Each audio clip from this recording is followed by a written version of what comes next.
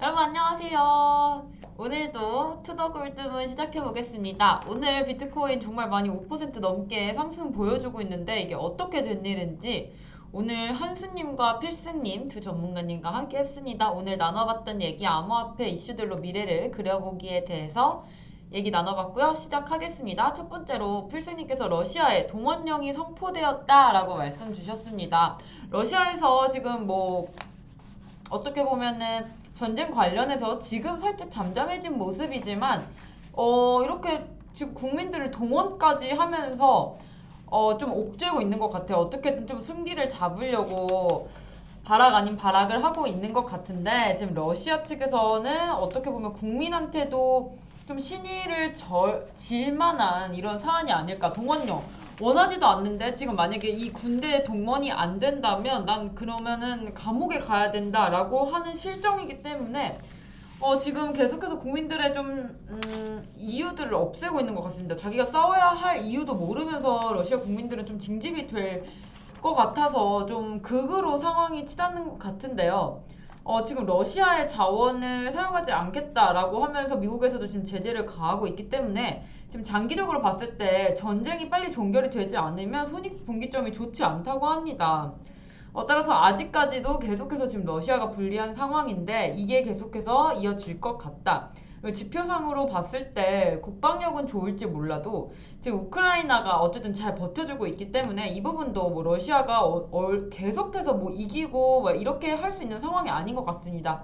따라서 빨리 종전이 와가지고 푸틴 대통령을 처벌을 하는 방안을 마련해야 될 것 같고요. 이렇게 러시아 측에서 계속해서 이렇게 뭐라고 해야 되죠? 도발을 할 때마다 주식시장도 어떻게 보면은 계속해서 자산시장과 같이 좀 떨어지거나 흔들리는 경우가 있었는데 이번 경우는 좀 많이 다르다. 이제는 이런 러시아의 발악에도 그렇게 많이 흔들리지 않는 시장일 것 같고 물론 주식시장 지금 떨어졌긴 하지만 우리 시장은 우리 그 암호화폐 시장은 무너지지 않았다. 이런 거에서 또 우리 시장의 좀 이점을 좀 알 수 있을 것 같습니다. 자, 그리고 두 번째로 우리 한수님께서 2022년 글로벌 가상자산 도입지수 얘기해 주셨습니다.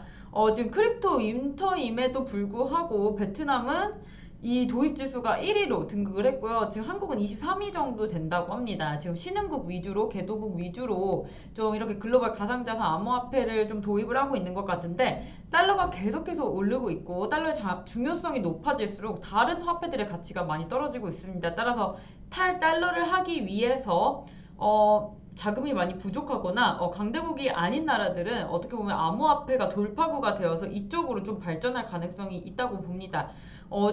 따라서 중국도 지금 정부 단속에도 불구하고 현재 10위까지 올라왔다고 합니다. 그래서 중앙화 거래소가 발달이 되면서 또 거래량까지 증가한 모습이 중국한테도 이렇게 큰 순위권을 준 것 같은데요.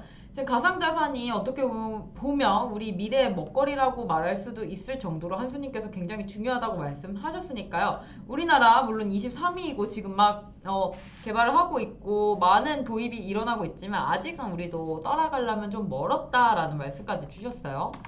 두 번째로 중국에서 후난성 암호화폐 지금 자금 세탁이 있다 라는 얘기 필승님께서 가져오셨는데 암호화폐 금지국가 중국이지만 지금 디지털 화폐가 미국보다 빠르게 좀 움직이고 있어요. 하지만 이런 자금 세탁을 피해갈 수는 없는데 이거는 우리 암호화폐 말고도 다른 자산시장에서도 중국에서는 계속 자금 세탁을 하고 있기 때문에 우리 암호화폐만은 문제는 아니다라는 말 주셨고요. 지금 계속해서 이렇게 중국 측에서 움직임을 보이는데 물론 우리 시장에 있어서는 거래량이 높아지고 조금 더 물량, 유동성이 많아지는 것은 좋겠지만 중국에서 아무래도 위안화를 비롯해서 암호화폐를 조금 더 선점을 해서 미국의 달러에 좀 대적할 수 있을 만하게 좀 만들려고 하는 움직임이 좀 보이고 있습니다. 킹달러라고 하고 있습니다. 한수님께서 말씀하셨는데 화폐가 달러가 오를수록 다른 화폐들이 정말 많이 내려가고 있기 때문에 지금 굉장히 좀 힘든 상황인 것 같습니다. 저 어제 맞잖아요. 어제는 원화가 가치가 그렇게 실질 가치가 낮지는 않다고 말을 했어요. 하지만 다른 화폐들은 많이 내려가고 있기 때문에 지금 중앙은행에서 비트코인에 대해서 어떻게 해야 될지 기준을 좀 정하고 있다. 또 따라서 어떠한 것들을 우리가 좀 볼 수 있는지, 암호화폐를 통해서 우리가 어떠한 세상을 좀 열 수가 있는지, 이 달러에 계속해서 패권에 도전을 할 수 있다는 것을 우리가 좀 좁게 평가하면 좋을 것 같습니다.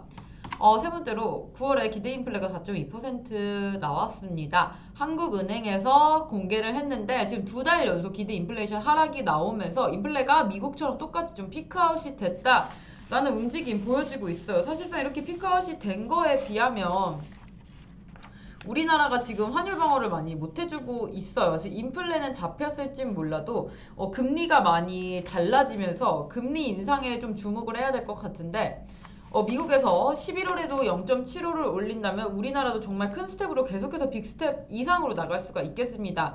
인플레는 낮아지겠지만 올해 안에는 우리가 금리 인하를 기대해 볼 수는 없으니까 파운드도 지금 37년 만에 정말 강달러의 힘을 못 쓰고 지금 하락하고 있습니다. 따라서 세계 경제 많이 힘든 상황이고 우리 금리 인상에 계속해서 주목을 해야 하겠지만 우리가 알고 있다는 사실은 절대 금리 인하는 빠른 시일 내에 오지 않을 것이다. 따라서 지금 이 상황 주시하시면서 이 부분에서도 매매 타점 잡아 가셔야지 계속해서 금리 인상된다고 해서 무서운 시장이다라고 피할 필요는 없을 것 같습니다. 마지막으로 비트코인 차트 분석 해주셨습니다. 지금 비트코인 5% 넘는 급상승 보여줬고 비트가 조금씩 올라와 주니까 알트코인들 흐름 굉장히 좋게 나오면서 만약에 비트코인이 크게 좀 움직여준다면 무거운 다른 알트코인들, 메이저 코인들도 가치가 상승할 수 있다라는 말씀까지 주시고 오늘 마무리했습니다. 오늘 이렇게 화요일 투더골드문 얘기해봤는데요. 모르시거나 좀 더 궁금하신 부분들 있으면 우리 6시와 7시에 무료 방송 있습니다. 한수님과 필승님 무료 방송 꼭 참여해 주셨으면 좋겠고요. 저는 내일 다시 올게요. 안녕.